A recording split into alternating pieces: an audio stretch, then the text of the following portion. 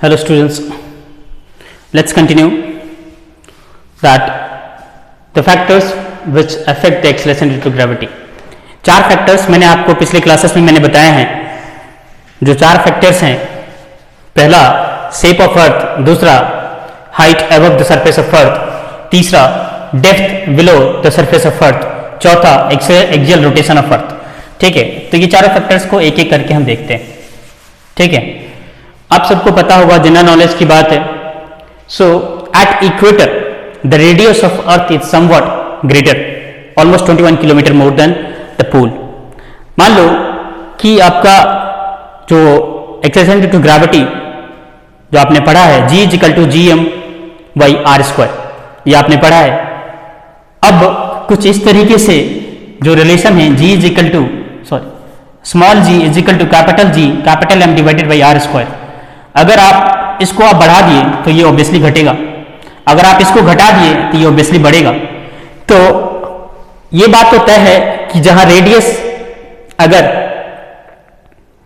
कम होगा तो आपका एक्सेलरेशन ड्यू टू ग्रेविटी बढ़ जाएगा, और आपका रेडियस बढ़ेगा तो एक्सेलरेशन ड्यू टू ग्रेविटी घट जाएगा. ठीक है, ये फैक्टर्स. अब बात करते हैं कि कहां पे रेडियस ज्यादा होगा. मैंने आपको बताया है, ठीक है, कि इनडायरेक्टली क्या हो रहा है कि आपका रेडियस बढ़ रहा है, जी घट रहा है. मतलब क्या, बेसिकली आपका शेप ऑफ अर्थ ही तो एक्सेलरेशन ड्यू टू ग्रेविटी को इफेक्ट कर रहा है. So we have not written that radius of earth, indirectly radius ही कर रहा है, but acceleration due to gravity जो है इफेक्ट किया जा रहा है किसके कारण? शेप ऑफ अर्थ के कारण.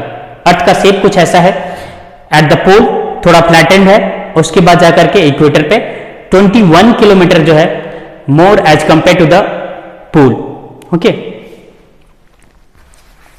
सो first topic is shape of earth.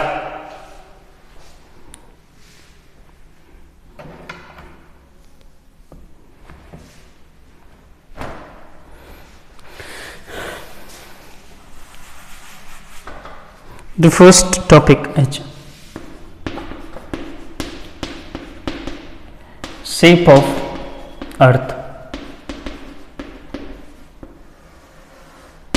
As we know, earth is not perfect sphere, not perfect sphere.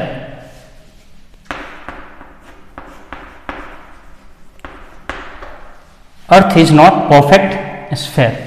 Okay, it is somewhat flat at the pole. It is somewhat flat at the pole. I have told you it is somewhat flat at the pole. It is somewhat flat at the pole, and approximately the equator radius is 21 kilometer more as compared to the polar radius. Okay, you can write the equatorial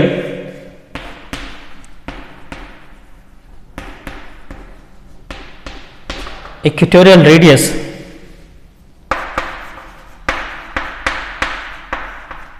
is approximately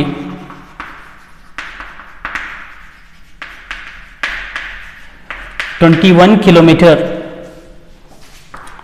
larger as compared to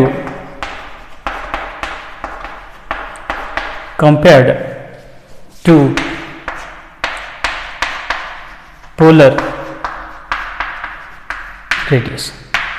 okay, so आपको पता है small g is equal to capital G M divided by r². तो जहां radius ज्यादा वहां पे acceleration due to gravity जो है कम. सो कहां पे होगा? You can write small g is equal to G/m. This is constant, this is constant, this is also constant. So g is equal to G is proportional to 1/r². So R will increase, G will decrease, R will decrease, G will increase. ये कुछ है। अब बताएं कि equator पे ज़्यादा होगा, पोल पे ज़्यादा होगा। आपको मैंने बता दिया कि 21 किलोमीटर मोर होता है किसका, रेडियस ऑफ व्हाट, इक्वेटर। ठीक है, तो value of G is minimum कहां पे, वैल्यू ऑफ जी मैक्सिमम आपको बताना है। The value of acceleration due to gravity is minimum at the value of acceleration due to gravity is maximum at, कहाँ पे होगा, तो आपको पता है किसका रेडियस ज़्यादा, इक्वेटर का रेडियस ज़्यादा, जी कम। तो मिनिमम जहाँ पे होगा that is your equator, maximum कहाँ पे होगा that is your what, pole. Yes और no? So minimum at equator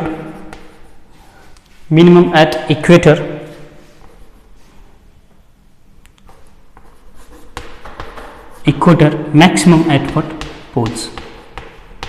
okay, ये तो आपका पहला फैक्टर था जो एक्सेलरेशन ड्यू टू ग्रेविटी को अफेक्ट करता है। सिंपल सी बात याद रखना है, small g is equal to capital G into what, M divided by R square. ठीक है, रेडियस जिधर ज़्यादा उधर जी कम, क्योंकि दोनों इन्वर्सली रिलेटेड है। ठीक है, दूसरा फैक्टर है क्या है, that is height above the surface of earth. दूसरा फैक्टर हम लोग लेते हैं, second factor.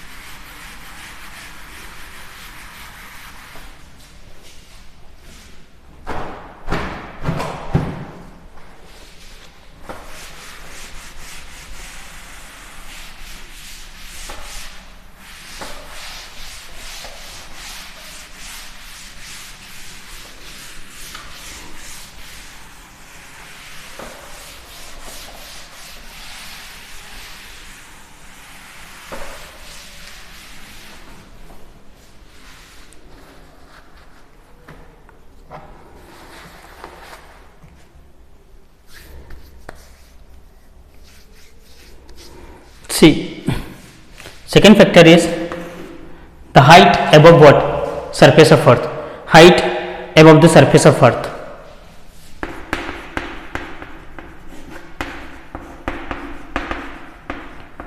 Above the surface of earth. मैंने आपको पहले लेक्चर में बताया था कि स्फेरिकल बॉडी का जब हम, स्फेरिकल बॉडी के बीच में जब हम फोर्स हम लगाना चाहेंगे दूसरे बॉडी के साथ, हमने आपको बोला था कि entire mass is assumed to be concentrated at the centre of mass. ये मैंने आपको बोला है, तो उस कॉन्सेप्ट का हम यूज करेंगे यहाँ पे। तो सबसे पहले तो आप लोग एक काम करते हैं हम लोग, ठीक है, मैंने अर्थ बना लिया जिसका मैंने मास m मान लिया, स्फेरिकल बॉडी अप्रोक्सीमेटली स्फेरिकल मान लिया कि मास जो है यहाँ पे कंसेंट्रेटेड है। रेडियस ऑफ अर्थ हमने मान लिया दैट इज कैपिटल R, और मान लो कि दूसरा जो बॉडी है जो कि स्मॉल m है, जो कि स्मॉल m है, वो कितना डिस्टेंस पे है, h मीटर, h हाइट पे है, ठीक है, ये h हाइट पे है, अर्थ के सरफेस से h हाइट पे,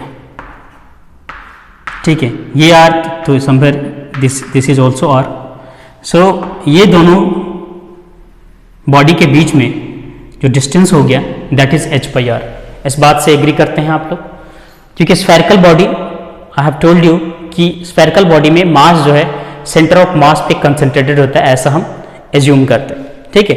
the force of gravity on an object of mass at h height, the force, let's see, the force of gravity on an object of mass m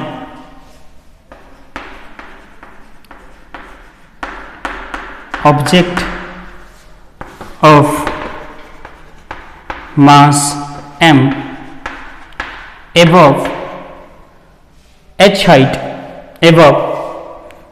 at a height h,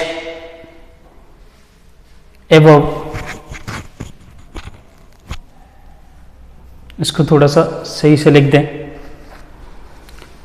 the force of gravity on an object of mass small m at a height h,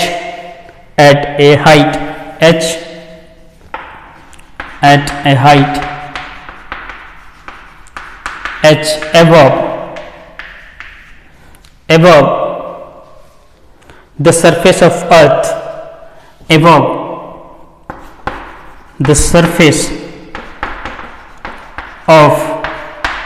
earth, is given by, बताइए क्या हो जाएगा?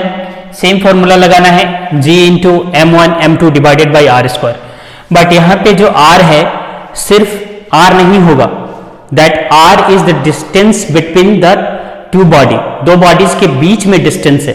तो मान लो कि ये जो इंटायर बॉडी है इसका मास जो आपने एज्यूम किया कि यहाँ पे कंसंट्रेटेड है, तो यहां से यहां के बीच तो डिस्टेंस कितना हो गया?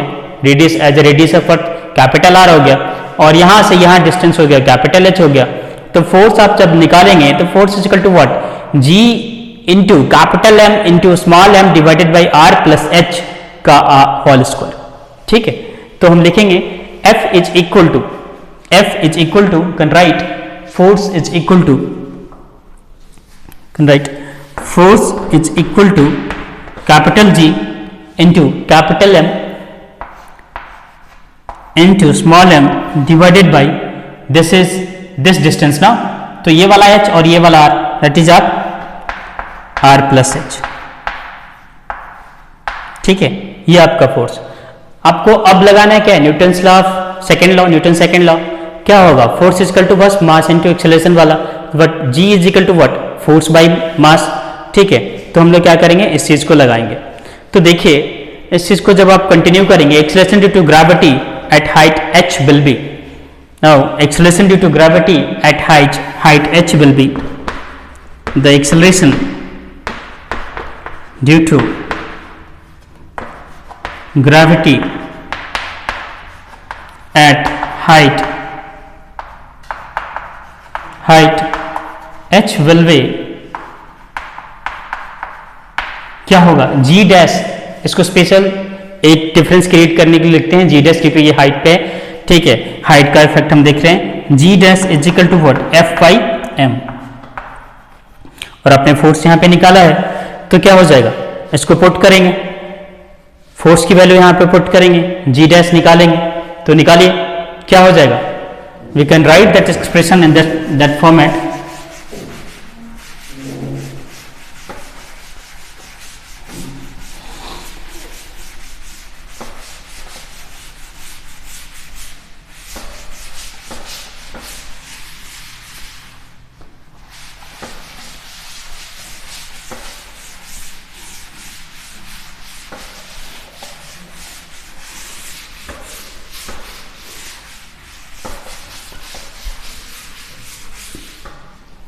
लिख सकते हैं यहां पे g dash is equal to f by m।